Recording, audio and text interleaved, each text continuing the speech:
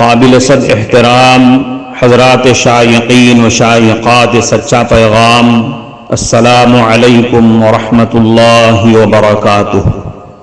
آج کی محفل میراث النبی کے نورانی پروگرام میں آپ کا استقبال ہے۔ اہلا و سہلا مرحبا۔ ہم آپ تمام حضرات و مستورات کا خیر مقدم کرتے ہیں۔ محترم حضرات و خواتین، تعلیم کا آغاز ہو رہا ہے۔ سب سے پہلے آداب تعلیم کا لحاظ کرتے ہوئے تعلیم کی طرف متوجہ ہو جائیں۔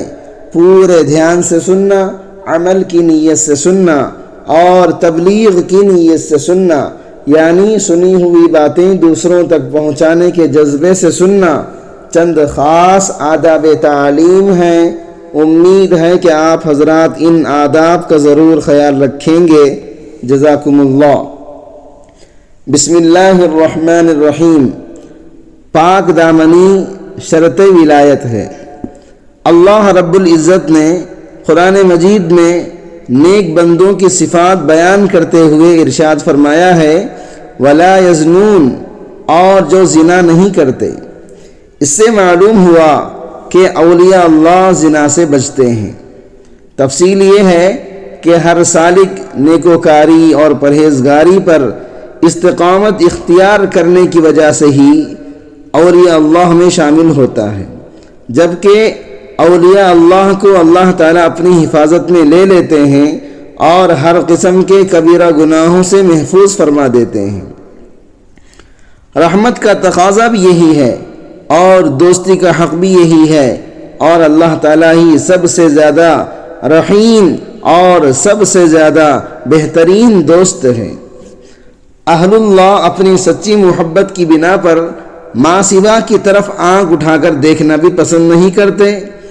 اگر ایک غریب لاوارث یتیم اور بے سہارا لڑکی کو وقت کا بادشاہ اپنی ملکہ بنا لے اور اسے اپنے محل میں ہر نعمت مہیا کرے، نوکر چاکر ہوں، پہننے اوڑھنے کے لیے لباس فاخرہ ہوں، کھانے پینے کے لیے مرغ مسلم ہوں، زیورات اور ہیرے جواہرات کا ڈھیر ہو، خزانے کا منہ اس کے اشارے پر کھول دیا جائے، بادشاہ اپنی ملکہ کو خوب محبت اور عزت اور احترام سے رکھے، ایسے میں کوئی بدشکل بھنگی اپنے بدبودار کپڑوں اور بدبودار جسم کے ساتھ اس ملکہ کو بہکانے کی کوشش کرے، جبکہ بادشاہ بھی دیکھ رہا ہو تو ملکہ اس بھنگی کی طرف آنکھ اٹھا کر بھی دیکھ نہیں سکتی۔ اولیاء اللہ کے دل کی یہی کیفیت ہوتی ہے کہ ایک طرف اللہ رب العزت کے بے شمار احسانات ان پر ہوتے ہیں، ہر لمحے ان کے دلوں پر الطاف کریمانہ کی بارش ہو رہی ہوتی ہے۔ اللہ تعالیٰ کی مدد اور نصرت کا قدم قدم پر وہ مشاہدہ کرتے ہیں۔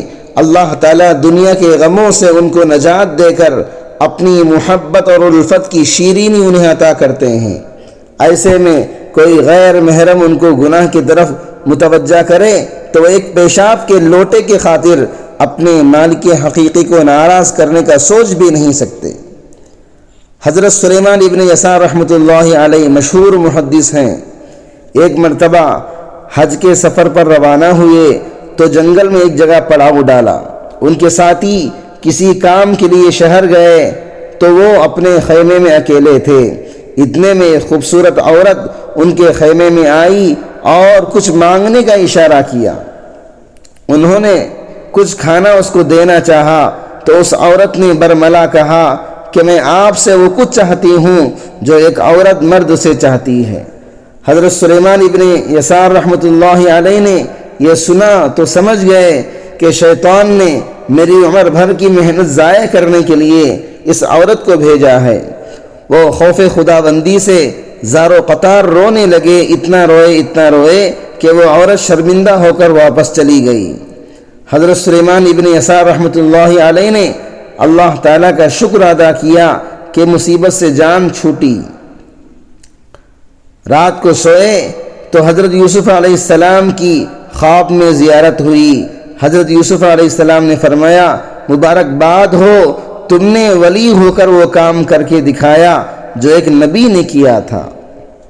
معزز شائقین و شائقات سچا پیغام، آپ کو اندازہ لگ گیا ہوگا کہ یہ مضمون کتنا اہم ہے اور کس قدر فائدہ مند ہے۔ کم سے کم درجے میں سوشل میڈیا کے ذریعے سے بھی ہم اس کو زیادہ سے زیادہ شیئر کریں گے تو دعوت کے فریضے کی کوششوں میں ہم بھی اپنا کچھ حصہ ڈالنے والے بن سکتے ہیں۔